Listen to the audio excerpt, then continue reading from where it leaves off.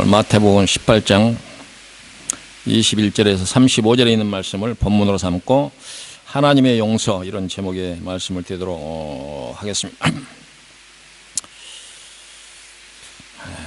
오늘 이제 본문에 있는 그대로 설명하면 베드로가 예수님에게서 나와서 형제가 내게 죄를 지으면 몇 번쯤 용서해 주는 것이 좋겠습니까? 이렇게 질문을 하면서 7번쯤 하는 것이 괜찮겠습니까? 이렇게 질문하는 것을 볼 수가 있습니다. 우선 이 베드로의 말을 베드로 그 태도를 보면 베드로가 평상시에 베드로의 태도에서 어느 정도 주목하는 사람들은 베드로가 참 잘난 체를 많이 하구나 이렇게 아마 여러분들이 생각이 될 거예요. 저도 그런 생각이 들어요. 왜냐하면 우리가 일반적으로 상식선에서 생각할 때 우리 한국과 다른 나라는 약간 다를 수도 있겠지만 우리 한국 사람들 사이에서 3-4번이란 말이 있습니다. 3-4번. 3번까지는 이렇게 참아주겠다. 그래서 또 우리나라 옛날부터 나온 그 말 가운데서는 참을인자 3번이면 사람을 목숨을 살린다 이런 말이 있어요. 성경에서도 3자는 어떤 의미가 있냐면 완성된 숫자다 이렇게 얘기를 했어요. 그래서 삼위일체를 비롯해서 이제 3자면 어떤 완성된 이런 것을 의미를 하는데 이런 그 상식과 우리가 알고 있는 이런 상식선에서 이런 우리 인식을 뛰어넘어서 베드로가 아마 잘난 체하기 위해서 그랬을 수도 있겠다 이런 생각이 드는데 7번 정도 해주는 것이 좋겠어요 이렇게 얘기를 하는 것을 볼 수가 있습니다. 실제로 만약에 그럴 수 있다면 우리는 그 사람을 향해서 성인 군자다 아마 그렇게 생각할 것이고, 성인 군자까지는 아니라고 하더라도 그 양반은 법이 없어도 살만한 사람이고 정말 인격자다 아마 그렇게 평가를 받게 될 것입니다. 그때 예수님께서 하신 말씀이 내게 이르노니 7번뿐 아니라 7번을 70번씩까지도 할지니라 이렇게 답변을 하고 있습니다. 산술적으로 우리가 계산해 보면 490번까지 하라 이런 얘기가 되겠는데, 여기는 이제 이런 숫자적인 그런 개념보다도 무한대로 하라, 용서는 무한대로 하라 그런 얘기라고 우리가 이해할 수가 있습니다. 우리가 매번 주일날 공중 대표 기도를 하든 아니면 개인적으로 기도를 하든 우리는 기도할 때마다 하나님 앞에 우리의 그 잘못을 용서를 구하고 그렇게 기도를 합니다. 그래서 만약에 기도하는 사람이라면 기도하지 않는 사람은 예외가 되겠지만, 기도하지 않는 사람들이 만약에 여러분들이 그런 생각 안 해봤겠지만 몇 번 정도 잘못했다고 기도했을 것 같아요. 아마 평생 신앙생활 하는 사람들은 수를 헤아릴 만큼 아마 하나님 앞에 죄송합니다, 잘못했습니다, 우리 허물과 죄를 용서해 주세요 이렇게 기도 아마 했을 것입니다. 그러면 어느 정도까지가 우리가 적당한 만큼 우리가 하나님 앞에 이 정도 했으면 되겠다 그렇게 생각이 되겠어요.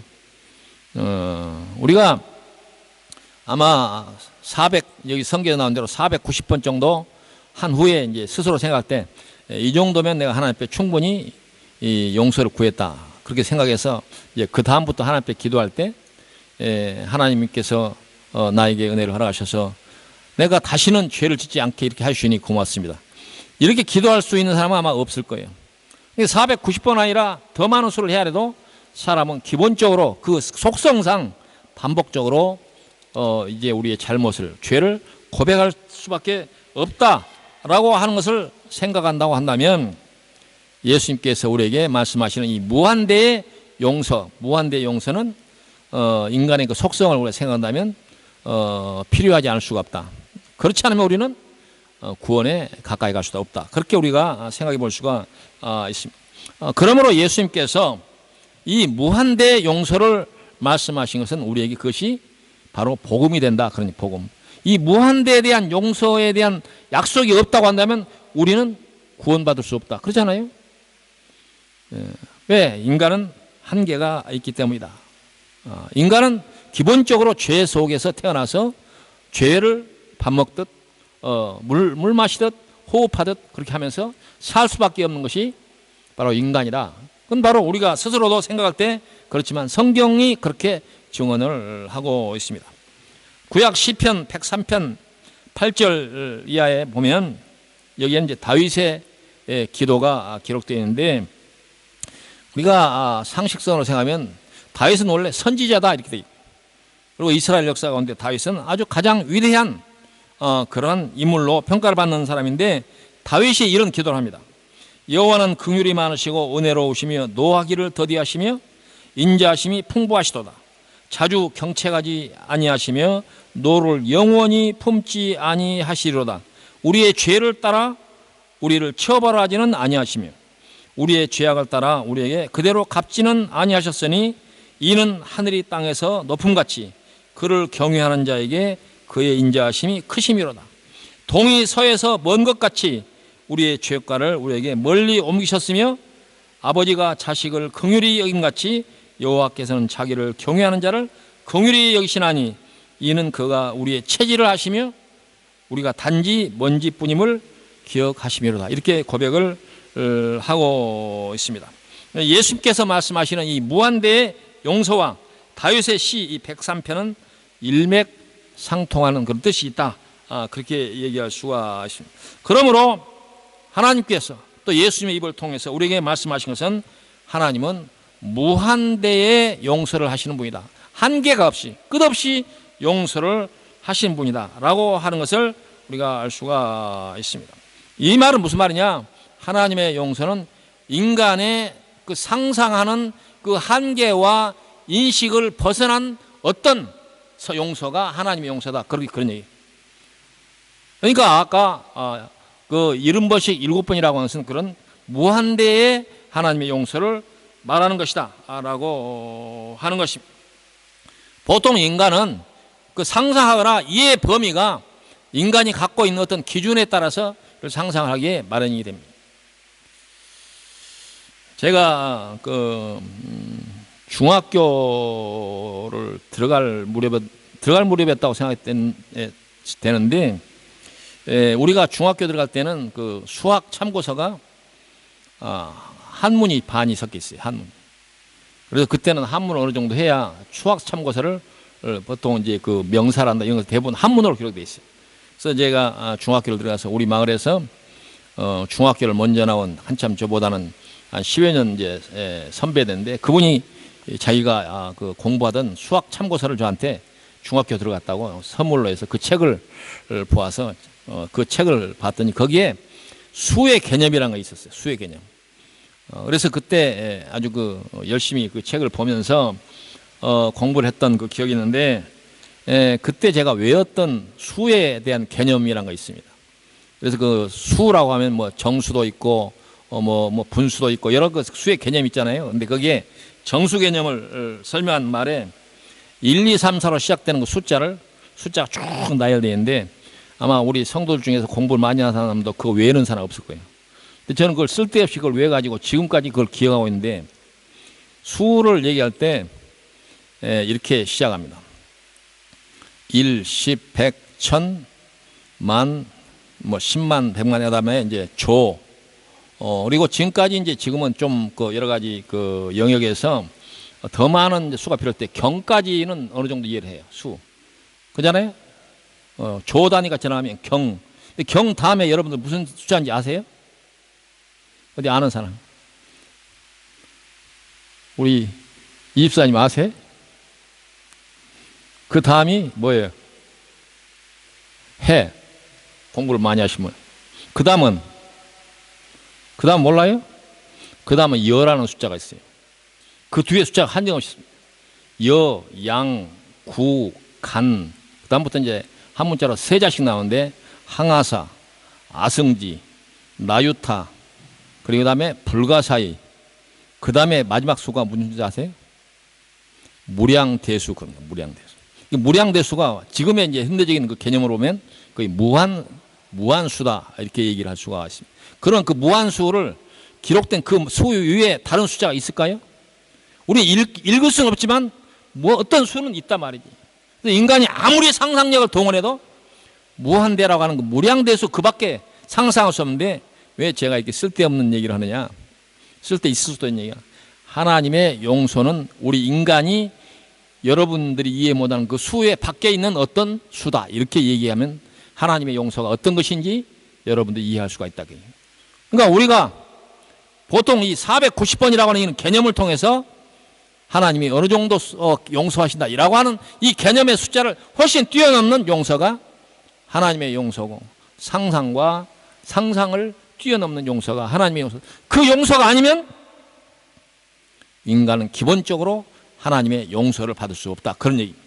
그래서 오늘 말씀의 핵심이 뭐냐, 이 베드로의 질문을 통해서 하나님은 무한대의 용서를 하신다, 그런 얘기입니다. 그래서 오늘 제목이 하나님의 용서다, 이렇게 제목을 정한 것입니다. 만약에 하나님께서 이와 같이 무한대로 이렇게 용서가 필요하다라고 하나님께서 생각하셨다 한다면 왜 그랬을까? 그건 인간은 무한대로 약하다, 한도 끝 없이 인간들은 약하다. 그래서 우리는 반복적으로 기도할 수밖에 없고 반복적으로 용서를 구할 수밖에 없다, 그런 말입니다. 근데 그 뒤에서 나오는 말씀이 예수님께서 그 천국은 그 종들을 결산하려 한 어떤 임금과 같은 그런 그 이제 경우를 얘기하면서 이걸 한마디로 설명하면 그 주인은 종의 모든 그 빚을 탕감해 줬는데, 이 종은 자기에게 그 진 빚, 적은 빚을 용서하지 못하고 그를 감옥에 가뒀다. 그래서 그걸 본 옆에 다른 그 동료들이 민망하게 여겨서 이걸 하나님 앞에 그 주인에게 알렸더니 주인은 그 종을 감옥에 가두었다, 이런 얘기입니다. 이 그 기록을 보면 어떤 의문이 우리가 생기느냐면, 하나님께서는 무한대의 용서를 약속했는데 이 예화로든 그 종의 경우 보면 어떻게 보면 그 종의 경우가 우리에게도 해당할 수도 있다. 우리 세상에 우리가 살다 보면 항상 용서만 되는 거 아니잖아요, 현실적으로. 쟤는 아니면 저 사람은 절대 용서할 수 없어, 그런 경우가 우리 경험칙상 있을 수 있잖아요. 만약 그렇게 된다면 그 무한대 하나님의 용서와 내가 이와 같은 이제 용서하지 않은 그런 경우에 해당한다 하면 거기에서 우리의 오는 위험은 없는가? 우리가 혹시 만약 거기에 해당한다면 하나님의 무한대의 용서가 있음에도 불구하고 자칫하면 우리는 이 종이 당한 그 처한 그 상황에 우리도 처할 수 없는가라고 하는 그 걱정을 할 수가 있다, 그런 얘기입니다. 이 걱정에 대해서 성경에 해답이 있다, 그런 얘기죠.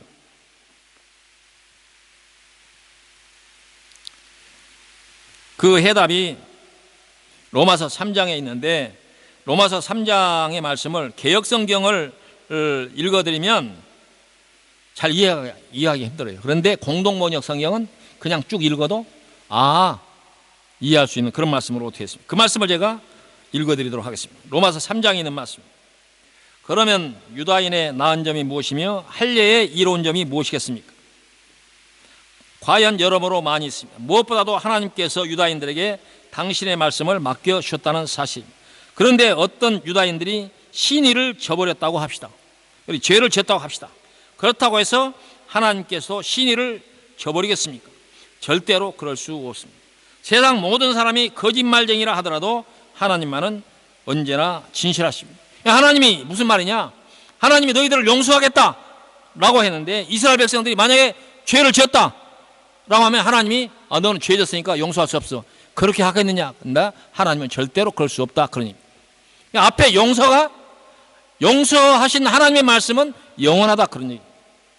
뒤이어서 성경에도 당신의 말씀에는 언제나 정의가 드러나고 재판을 받으시면 반드시 이기십니다 라는 말씀이 있지 않습니까? 우리의 불의가 오히려 하나님의 정의를 드러낸다고 하면 어떻게 되겠습니까? 그렇다면 우리에게 진노를 내리시는 하나님을 옳지 않다고 할 수 있겠습니까?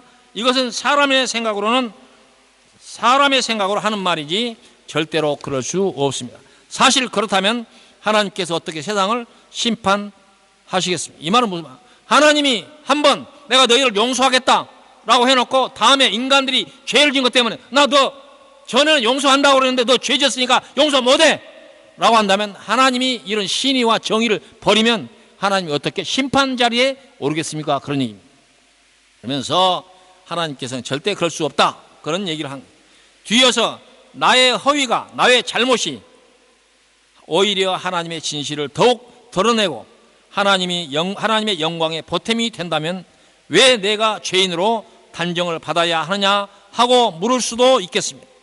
그뿐만 아니라 아예 선을 드러내기 위해서 악을 행하자 하는 말이 나옴직도 합니다. 이거 인간들 사이에서 나온 말이에요. 하나님, 내 죄가 많음으로써 하나님의 영광이 더욱 드러난다면 내가 그 하나님의 영광을, 선을 드러내기 위해서 더 악을 행해도 되겠네? 이런 얘기를 인간들 사이에서 한다, 그런 얘기입니다. 그래서 이제 뒤에서 나온 말씀이, 사실 내가, 여기서는 내가는 바울 사도를 얘기합니다. 사실 내가 바로 그런 말을 한다고 하면서 나를 비방하는 사람들이 있습니다. 그때도 바울 사도를 비방한 사람이 있었다. 그들이야말로 단죄를 받아 마땅합니다. 그러면 우리 유다인이 나은 점이 무엇입니까? 아무것도 없습니다. 이미 내가 지적했듯이 유다인들이나 이방인들이나 다 같이 죄에 사로잡혀 있는 사람들입니다. 성서에도 이런 말씀이 있습니다. 올바른 사람은 없다. 단 한 사람도 없다. 깨닫는 사람도, 하나님을 찾는 사람도 없다. 모두가 비뚤어져 쓸모없게 되었다. 선한 일을 하는 사람은 없다. 단 한 사람도 없다. 그들의 목구멍은 열린 무덤이며 그들의 혀는 거짓을 말하고 입술에는 독사의 독이 흐르니 그들의 입은 저주와 독설로 가득하다. 그들의 발은 피 흘리는 일에 날새며 간데마다 파괴와 비참을 남긴다. 그들은 평화의 길을 알지 못하고 그들의 눈에는 하나님을 두려워하는 기색이 없다. 우리가 알다시피 율법 아래 사는 사람들은 그 율법이 명령하는 모든 것에 지배를 받습니다. 그래서 결국 모든 사람은 말문이 막히게 되고 온 세상은 하나님의 심판에 복종하게 되는 것입니다. 그러므로 율법을 지키는 것으로는 아무도 하나님과 올바른 관계를 가질 수가 없습니다. 율법은 단지 무엇이 죄가 되는지를 알려줄 따름입니다. 그러나 이제 하나님께서 인간을 당신과 올바른 관계에 놓아주시는 길이 드러났습니다. 그건 율법과는 아무런 관계가 없습니다. 율법서와 예언서가 바로 그 사실을 증명해 줍니다. 하나님께서는 믿는 사람이면 누구나 아무런 차별도 없이 당신과 올바른 관계에 놓아주십니다. 그것은 예수 그리스도를 믿음으로써 이루어지는 것입니다. 모든 사람이 죄를 지었기 때문에 하나님이 주셨던 본래 영광스러운 모습을 잃어버렸습니다. 하나님께서는 그리스도 예수를 통해서 모든 사람을 죄에서 풀어주시고 당신과 올바른 관계를 가질 수 있는 은총을 거저 베풀어 주셨습니다.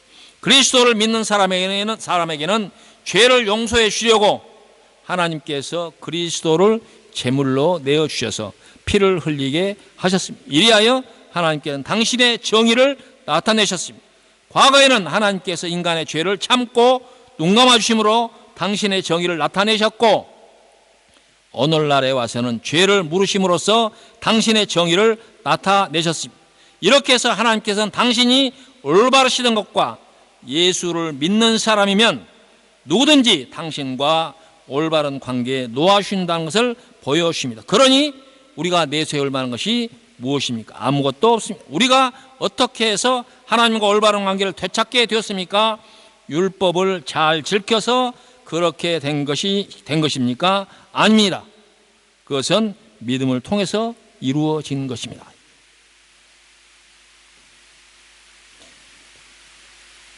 사람은 율법을 지키는 것과는 관계없이 믿음을 통해서 하나님과 올바른 관계를 맺는다고 우리는 확신합니다.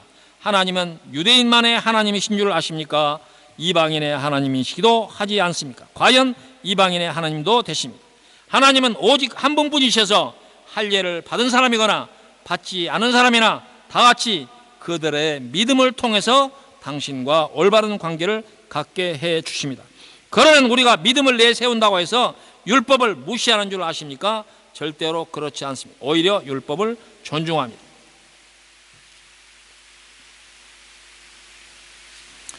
이해가 되셨습니까? 율법 아래 있다는 말은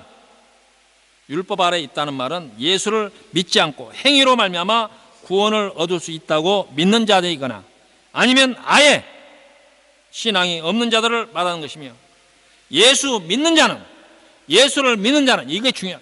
예수를 믿는 자는 그 행위와 상관없이, 예수를 믿는 자는 그 행위와 상관없이, 자잘못과 상관없이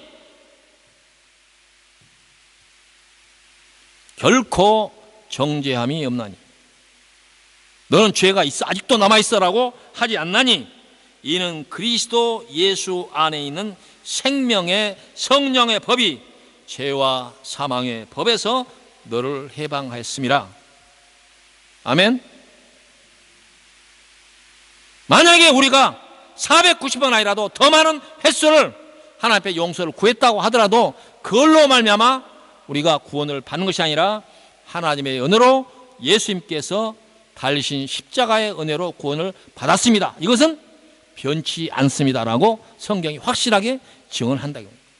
근데 이럼에도 불구하고 우리는 자꾸 신앙이 흔들리는 것은 내가 구원을 제대로 받았는지 안 받았는지, 때로는 우리가 신앙이 약해진다고 말하는 그런 경우에 분명히 예수로 말미암아 구원을 받았는데 내가 나 자신을 보니까 형편이 없다고 하는 것이 늘 생각이 나서 혹시 나는 구원에 이르지 못할지도 몰라, 이런 걱정을 한다.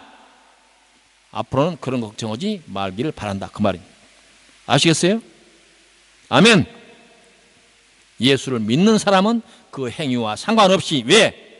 나의 의로 말미암아서가 아니라 예수님께서 세우신 그 십자가의 의로 말미암아, 우리의 모든 죄를 대신 지신 예수 그리스도의 의로 말미암아 우리가 구원을 받았다. 그래서 정죄함이 없다, 그렇게 성경은 증언하고 있는 것입니다. 뒤에서 나오는 말씀이 율법이 육신으로 말미암아 연약하여 할 수 없는 그것을 하나님은 하시나니 곧 죄로 말미암아 자기 아들을 죄 있는 육신의 모양으로 보내어 육신의 죄를 정하사, 바로 예수님에게 죄를 지워서 육신을 따르지 않고 영을 따라 행하는 우리에게 율법의 요구가 이루어지게 하심이니라.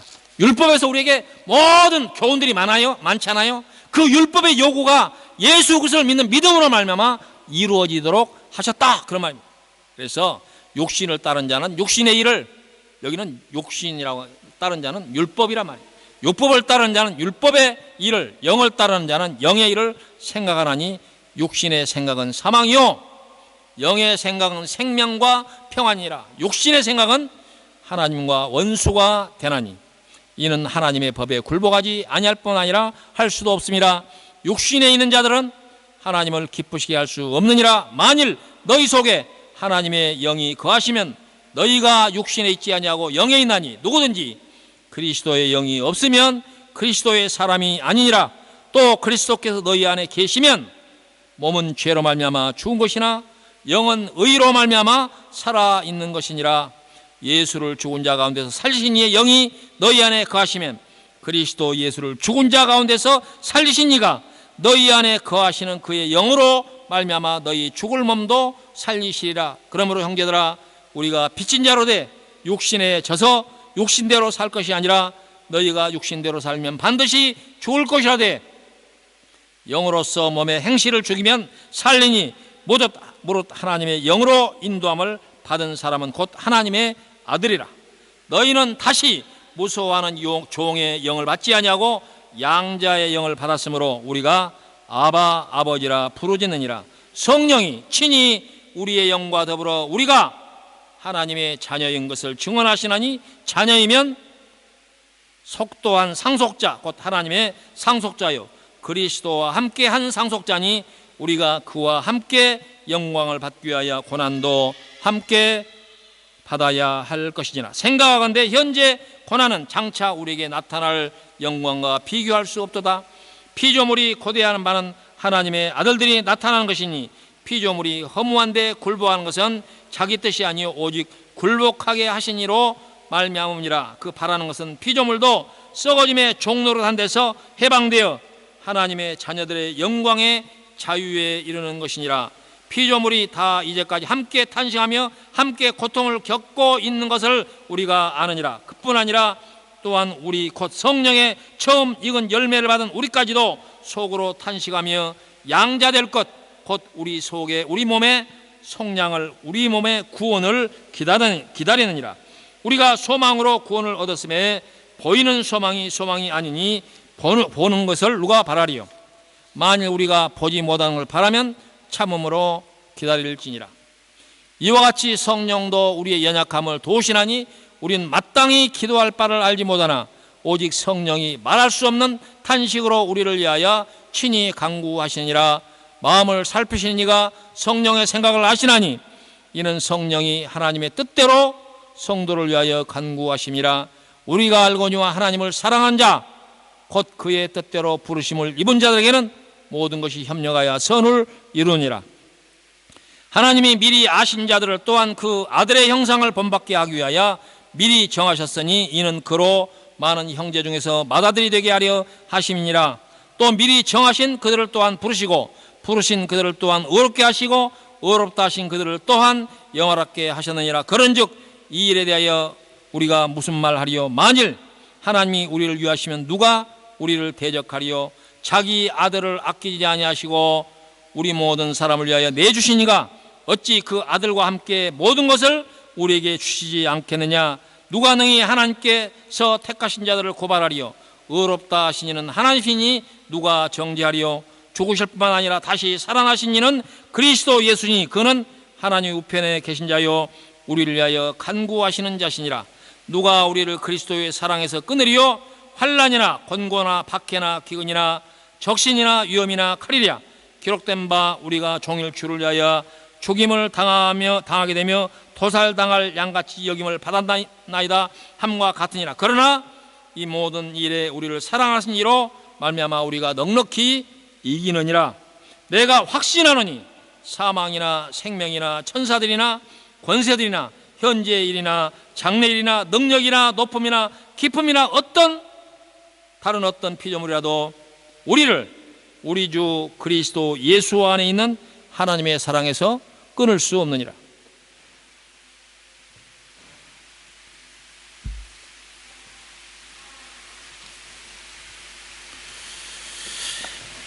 찬송가 370장 주 안에 있는 나에게, 찬송가에 보면 주 안에 있는 나에게 딴 근심이 있으리야.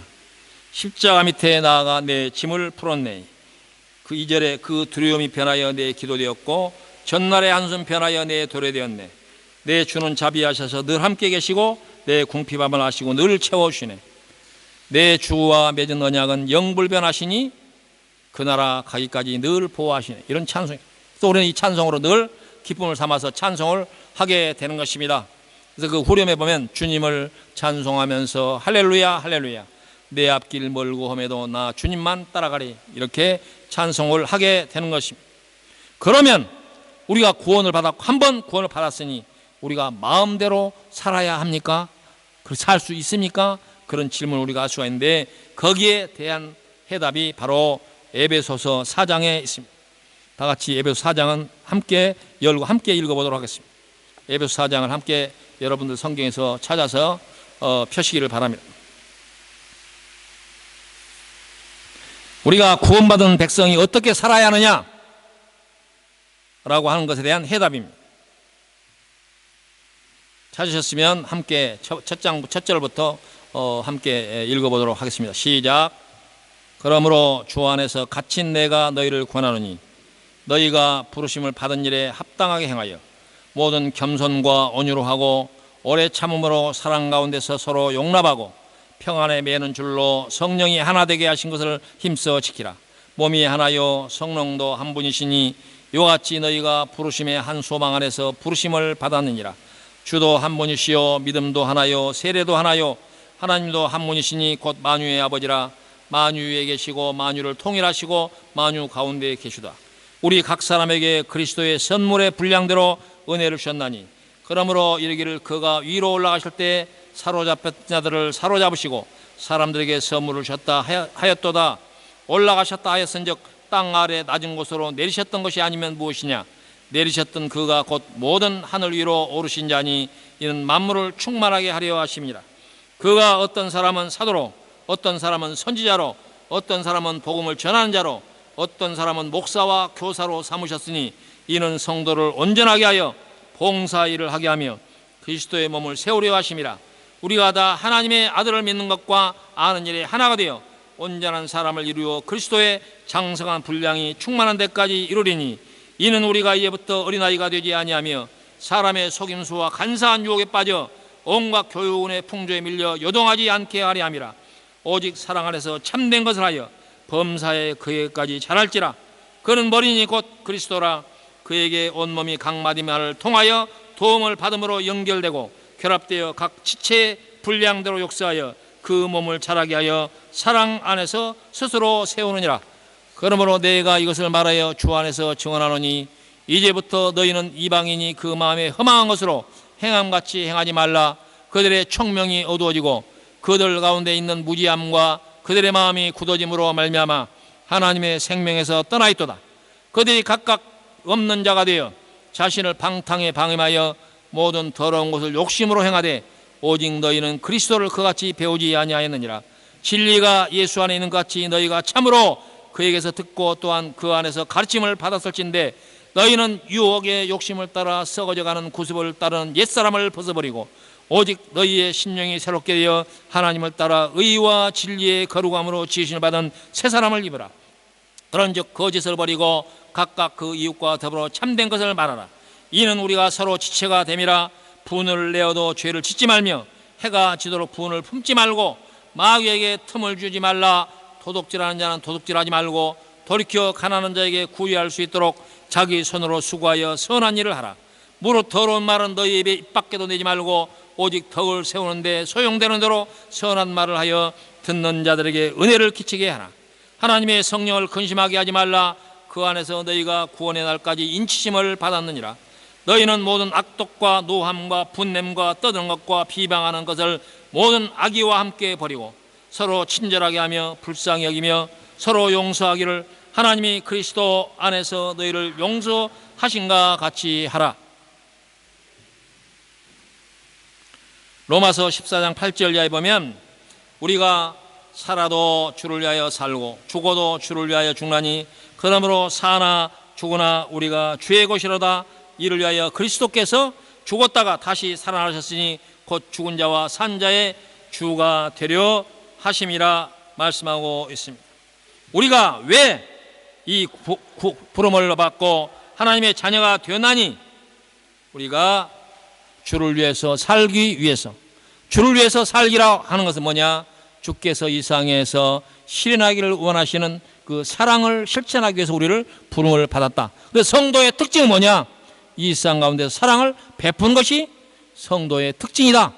이름만 성도가 아니라, 어느 교회에 출석하는 것이 성도가 아니라, 성도의 특징은 사랑하고 용서하고 베풀고, 그것이 성도의 특징이다 라고 할 수가 있는 것입니다.